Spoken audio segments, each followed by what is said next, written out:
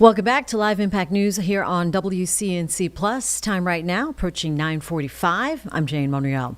And November is National Alzheimer's Awareness Month, a crucial reminder that 7 million Americans over 65 are living with this disease, and that number expected to double in the coming decades. Joining us this morning is Dr. Jared Broch, a neurologist with Indiana University Health. Good morning, doctor. Thanks for joining us here on Live Impact News.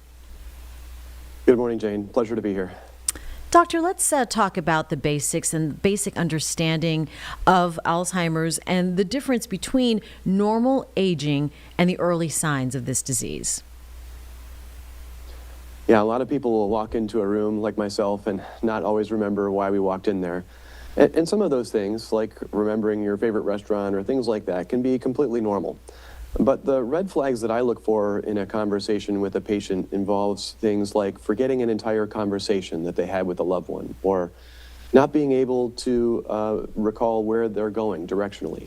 They might repeat the same question and not recall what the answer was. They might have some trouble with consistent word finding in a conversation. Those types of things go beyond the normal aging process, and that's the point where we really want people to reach out to their primary care providers and seek help. 75% of people with Alzheimer's don't have actually a formal diagnosis. Why is that number so high? Yeah, it's a great question. We haven't always had fantastic ways to make the diagnosis, and in the past there haven't been a lot of actions that we could take. But now, as a neurologist who cares for individuals with dementia, in collaboration with Eli Lilly and Company, we are trying to raise awareness for the early detection of Alzheimer's disease. Those plaques that develop in our brains for about 20 years before a person has their first memory symptom are called amyloid plaques. And we can now detect those pretty rapidly, and now we have the opportunity to treat them and remove the plaques. Wow, so these biomarkers help doctors sort of detect the disease. And then from there, what are the tools that are available? Yeah, I always encourage people to go to their primary care provider first, and they will provide some cognitive tests. Some of them are on iPads now, some of them are pencil and paper. They may do extra blood tests and brain scans, but having the availability of a blood test that can now, in certain individuals who have a memory problem, can be greater than 90% accurate in detecting those proteins that cause Alzheimer's disease, and that really allows us to take action at that early point. So once you have that crucial diagnosis, that information, what can we do now that we couldn't do without it?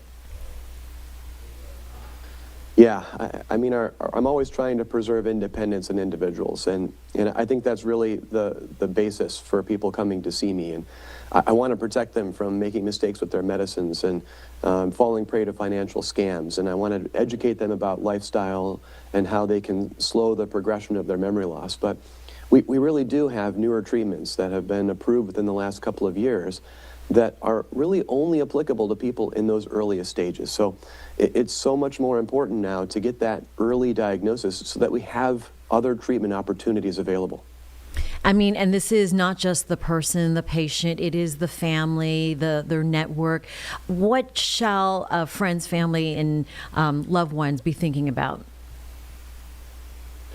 Yeah, I think if you detect some of these things that go beyond the normal aging process, we really want to encourage folks to reach out to their primary care team. You might even actually accompany a parent or a loved one so that you can provide the information that's necessary. Your loved one might not have the insight into what's going on. And then, of course, there are a variety of online resources where one can learn more about this, including the website morethannormalaging.com. morethannormalaging.com. What are any other message, perhaps maybe of hope, that we can provide families who are worried about maybe an early Alzheimer's disease diagnosis and are not quite there yet? Or even, I mean, really anybody?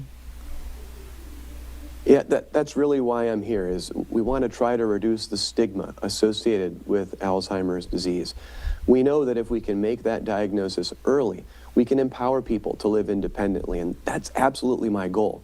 There's fantastic new electronic technology that we can use to help people with all those things we talked about, like medication dispensers and video cameras and so on and so forth, to really empower individuals so that they can have that independent lifestyle they want, check things off their bucket list, and live safely without having to worry.